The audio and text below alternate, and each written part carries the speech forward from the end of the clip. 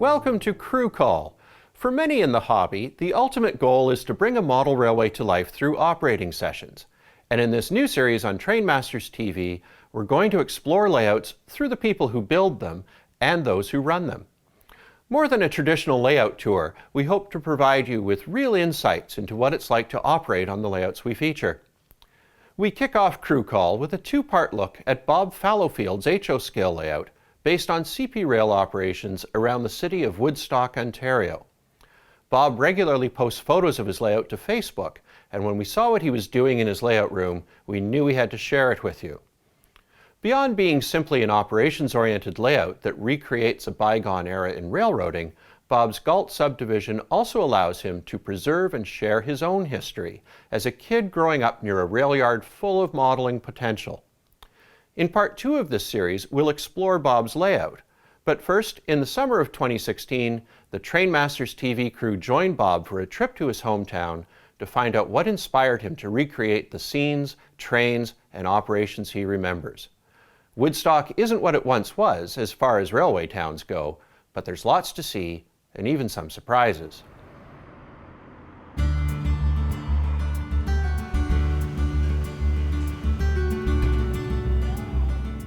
This is Woodstock, a small city in southwestern Ontario.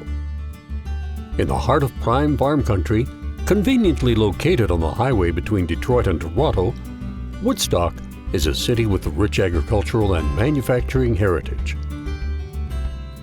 There's abundant evidence of this proud past.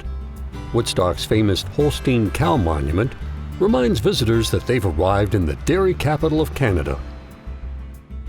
Its many industrial silos and brick factories recall Woodstock's role as an engine of the region's economy. That role has waned over the decades, but not disappeared. Like many similar communities across North America, there are bright spots.